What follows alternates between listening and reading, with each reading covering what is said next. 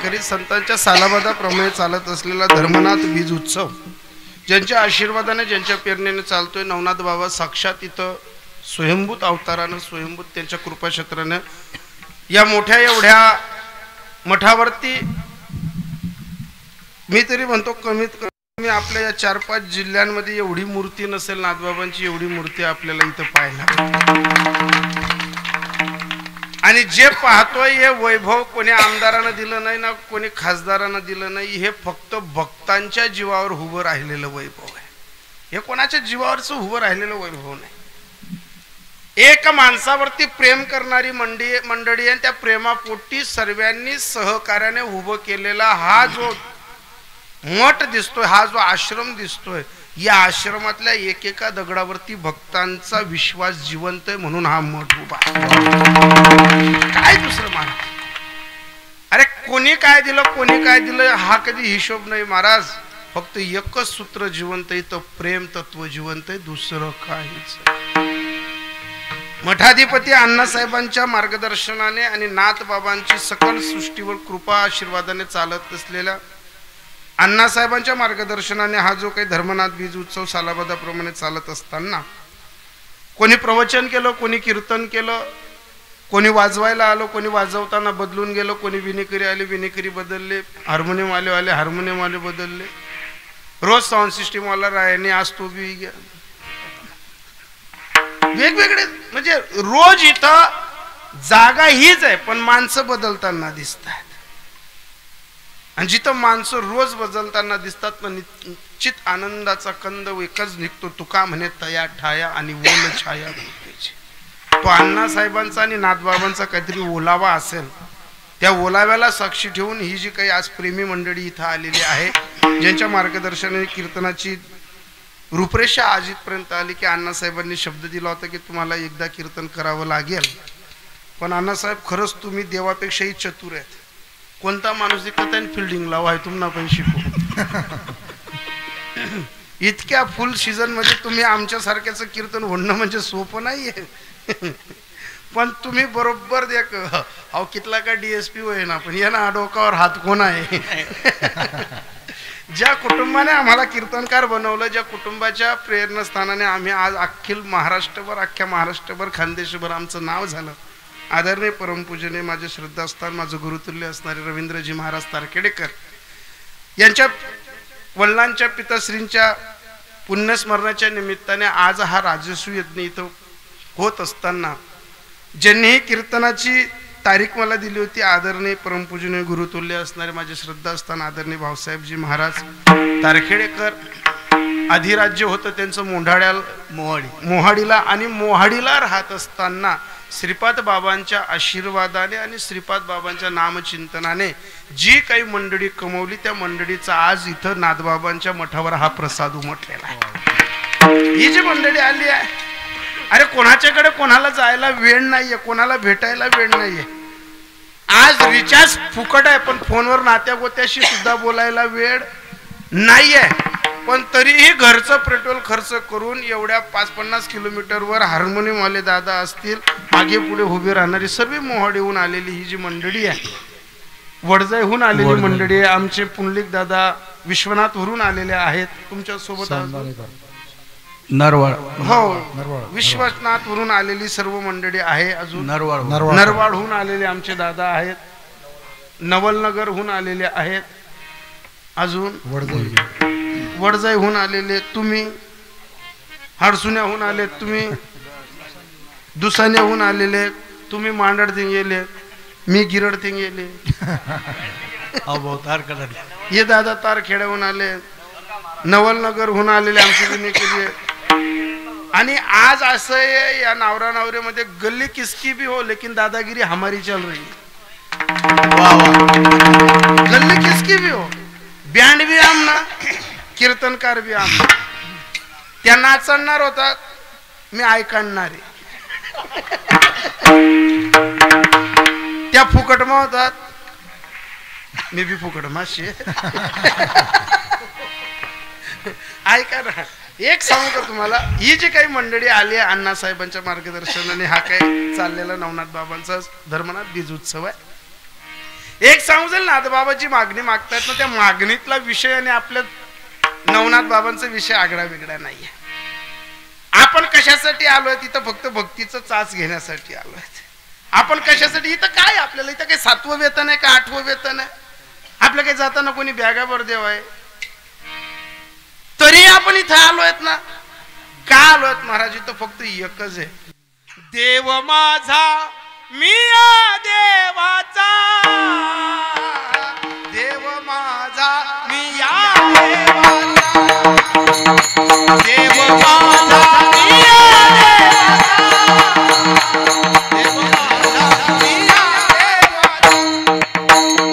देव माझा मी देवाचा, देव माझा मी देवाचा, देव माझा मी देवाचा, देव माझा मी देवाचा, देव माझा मी या देवाचा. सत्य बोल माझी ही वाचा. सत्य आपल्या वाचेतनं काय येईल? दुसरं काहीच नको देवा, तू फक्त माझा हो. अरे पंढरपूरला पांडुरंगाचं दर्शन घ्यायला तुकोबाराय जायचे तर सर्व लोकांची मान उंच राहायची. फक्त एकमेव असा आवलिया पुरुष होते जगद्गुरु तुकोबाराय की गाभाऱ्यात उभे राहिले का जगाच्या मालकाची मान खाली व्हायची आणि डोळ्यातनं अश्रू यायचे. ते तुकोबाराय देवाला विचारायचे, देवा तू खाली मान घालतो रे? अरे जग चालवणारा तू, तुझ्या सत्यानं इथलं सर्व पान हलता, हवा चालते, चाले हे शरीर कोणाची आहे? सत्य कोण बोलविता? अरे सर्व तुझ्याशिवाय फिका येतं देवा, आणि तू खाली मान घालतो. पण हे दृश्य काही लोकांनी जेव्हा पाहिलं आणि तुकोबाराय जेव्हा गाभाऱ्यातनं बाहेर आले तर तुकोबारायना एकानं विचारलं, बुवा हा जगाचा मालक तुम्हाला पाहून खाली मान घालतो, असं काय करतात तुम्ही? तुकोबाराय म्हणे, मी काहीच करत नाही, मी फक्त तिथं गेलो का एकच असतं, लाली देखन मै गयो मै हो गई लाल. मी देवाला पाहायला गेलो की लाली देखन तुकोबाराय. असं हिंदीत नका सांगू, मराठीत सांगा ना, आम्हाला समजेल असं. देव पाहावया गेलो, देव भाऊन गेलो, देव भाऊन गेलो, देव भाऊन गेलो, देव पाहावया गेलो, देव भाऊन गेलो, देव भाऊन गेलो, देव भाऊन गेलो, देव पाहावया गेलो, देव भाऊन गेलो, देव भाऊन गेलो, देव भाऊन गेलो, देव पाहावया गेलो,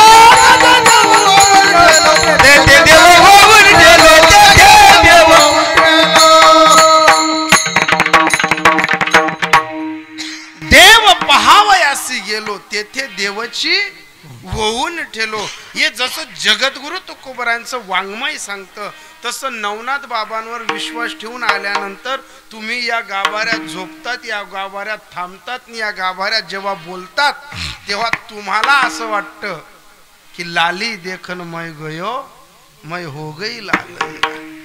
जसं यमुनेच्या तीरावरच्या गवळणी म्हणायच्या की देवा तुझी बासरी वाजली का चित्त संसारात लागत, देवा तुझ्या मुरलीच्या पायी रे, हरी तुझ्या मुरलीच्या पायी रे, मन मोहिले रे, मन मोहिले. हो देवा तुझी मुरली जशी वेडी करते ना, तसं तुम्ही नाथ बाबांच्या या मठामध्ये गेलात का नाथ बाबांचा ग्रंथ तुम्हाला वेडा करतो, नाथ बाबांची भक्ती तुम्हाला वेडी करते, आणि नाथ बाबांचे जो अंतकरणापासून नामचिंतन करतो ना, त्या नामचिंतनाची एकच उपमा हृदयातनं बाहेर पडते, तो मज भावा, तो मज भावा, तो मज भावा, तो मज भावा, तो मज भावा, तो मज भावा, तो मज भावा, तो मज भावा, तो मज भावा, तो मज भावा, तो मज भावा, तो मज भावा, तो मज भावा, तो मज भावा, तो मज भावा, तो मज भावा, वेणो वेण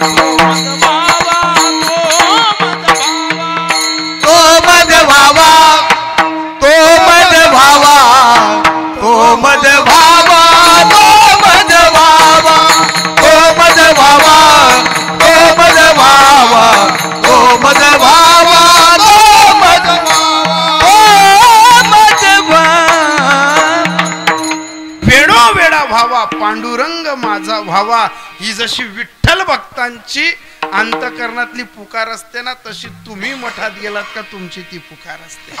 पण मी जो मागणी पर अभंग घेतला ना, एक सांगू का, प्रत्येक देवाचं अधिष्ठान वेगळं असतं. प्रत्येक देवाजवळ सारखं मागता येत.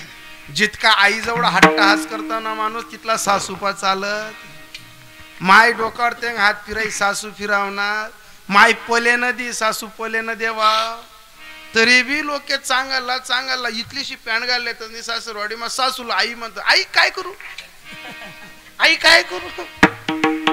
आमना चुलत भाऊ सकाळीच 5 रोज आलो तुम्ही सासून देखत सांगणार इथलूशी पॅन्टवरती इंग्रजी कुत्रांगत फिरे. आई काय करू, आई काय करू म्हणतो. एक काम कर ना, सासू पाहिजे त्या बांडाले त्या बांडा दवाल वाट ना. अहो जे आई देऊ शकते ना ते सासू देऊ शकणार नाही. कधी मागायचं असेल ना देवाजवळ तर देवाची काय द्यायची तयारी ती ओळखा. बऱ्याचदा काय होतं, आपण शनी मंदिरात जातो ना, शनी मंदिरात गेलो का शनी देवाला एकच सांगतो, शनी देवा तुमची कृपा आमच्यावर होऊ द्या. पण ते कधी तसं सांगावं लागत नाही. अरे प्रत्येक देवाचा स्वभाव वेगळा आहे. तो देतो पण ते वर्म ओळखावं लागतं. नाही तर चुकली या वर्म फेरा पडायला काही लागत नाही ना. अरे गेलात ना शनिदेवाच्या मंदिरात, जर मागायचं असेल ना तर एकच करा, शनिदेवाच्या समोर उभं राहू नका. शनिदेवाच्या तिरकस उभं राहा. आणि तिरकस उभं राहिल्यानंतर शनिदेवाला एकच सांगा, हे शनिदेवा, अरे जगातला असा एकही माणूस नाही की तो तुझ्या काळापासून वाचू शकत नाही, पण तू उदार आहे, तू दाता आहे. एक काम कर ना, हे देवा तुझी झालेली कृपा आमच्यावरची तू काढून, काय बोललो शब्दावर लक्ष द्या, हे शनिदेवा तुझी आमच्यावर झालेली कृपा आहे ना ती काढून टाक. तुझी आमच्यावर कृपा राहू देऊ नको. शनी देवाला सांगताना एकच सांगा, हे शनी देवा तुझी कृपा आमच्यावरनं काढून टाक. आमच्यावर आमच्या गुरुची कृपा होऊ दे. आमच्यावर आमच्या कुल स्वामिनीची कृपा होऊ दे. आमच्यावर आमच्या देवाची कृपा होऊ दे. पण बरीचशी लोक शनिदेवा समोर उभे राहतील, एकच सांगतील, शनिदेवा तुझी कृपा आमच्यावर होऊ दे. म्हणजे याला काय म्हणतात तुम्ही, हाते पाय मरी. त्याला देव काय करेल त्याला. अरे जसं शनिदेवांसमोर उभं राहायला चालत नाही तिथं देवाचा बाप सुद्धा टिकत नाही, तसं नवनाथ बाबांच्या समोर कधी उभं राहाल ना, मागण्याची वृत्ती नका ठेवा, फक्त भक्तीची वृत्ती ठेवा. मागू नका तिथं. तुम्ही देवासमोर उभे राहिलात ना, मागू नका. आणि खरंच सांगतो तुम्हाला, जर खरंच नवनाथांची भक्ती करायची असेल ना, नवनाथांचा स्वभाव कडक आहे. त्यांच्या डोळ्यात डोळे टाकून कधी बघू नका, कधीच बघू नका. 3 लोकांच्या डोळ्यात डोळे टाकून कधीच बघू नये. स्त्री असू द्या का पुरुष असू द्या, 3 जणांच्या नजरेत नजर कधी टाकू नाही. एक गुरुच्या नजरेत नजर कधी टाकू नका. एक ज्याही देवालयात जाल ना, त्या देवालयातल्या मूर्तीमध्ये पाहत असताना देवाच्या नजरेत नजर कधी टाकू नका. आणि आई वडील जिवंत असतील आणि सासू सासरे जिवंत असतील, बायांना नियम आहे, जर सासू सासरे जिवंत असतील ना ते शिकवतात ना, त्यांच्या नजरेत नजर नका टाका. मायबाप जिवंत असतील ना तर पोरांना मायबापाच्या नजरेत नजर टाकू नये. कदाचित त्या नजरेतनं एखाद्या वेळेस प्रेम ओतू शकतं तर संताप सुद्धा ओतू शकतो. नवनाथ बाबांचा हा जो धर्मबीज उत्सव साजरा होतोय ना, हा फक्त प्रयागराजातल्या एका राजाच्या मुळे हा उत्सव, त्रिवेणी राजामुळे हा उत्सव उभा राहतोय, दुसरं काहीच नाही भाऊसाहेब. हो, रेवती राणीचा राजा मेल्यानंतर गाव रडत होतं, गाव आकांत करत होतं. आणि ते गोरक्षनाथ मच्छिंद्रनाथ दोघं जण काशीला जात असताना त्यांच्याकडनं पाहिलं गेलं नाही. गोरक्षनाथांनी सांगितलं होतं की या राजाला जिवंत करा. नाही जिवंत जर केलं ना तर मी मरून सुद्धा जाईल, जगणार नाही. तर गुरूंनी सांगितलं होतं, भल्या माणसा तू जगाच्या कल्याणासाठी हा हट्टहास करतोय, काही चिंता करू नको. त्या राजाचं आयुष्य संपलंय, मी त्याच्या देहात 12 वर्ष जिवंत राहतो आणि त्याच्या गावाला सुखी करतो. स्वतः मच्छिंद्रनाथ त्या राजाच्या देहात गेल्यानंतर 12 वर्ष संसार केल्यानंतर रेवती राणी सोबत संसारातलं एक गोंडाच फळ लागलं, त्यांना तो मुलगा झाला. त्या मुलाचं नाव धर्मराज ठेवलं त्यांनी. आणि त्या धर्मराजाला या धर्मबीजाच्या दिवशी 12 वर्षानंतर जो अनुग्रह दिला, तो अनुग्रहाची स्थिती म्हणजे आजची घटिका. आणि या घटिकेला धर्मराज बीज म्हणतात. आणि या धर्मराज बीजाला जो काही तुम्ही आपण आनंद करतो, इथं अन्नदान देणारा श्रेष्ठ आहे, इथं प्रवचन करणारा श्रेष्ठ आहे, इथं कीर्तन करणारा श्रेष्ठ आहे. आणि जो 7 दिवस इथं पंगत देतो आणि आपल्या घरातलं अन्नधान्य इथपर्यंत देतो, तो स्वतःही पवित्र होतो, घराणेशाहीला पवित्र करतो, वाडवलांना पवित्र करतो. हे मी नाही सांगत, तर वारकरी संप्रदायातलं बोर्ड धरून वाङ्मय सांगतो, ज्ञानोबराय सांगतात.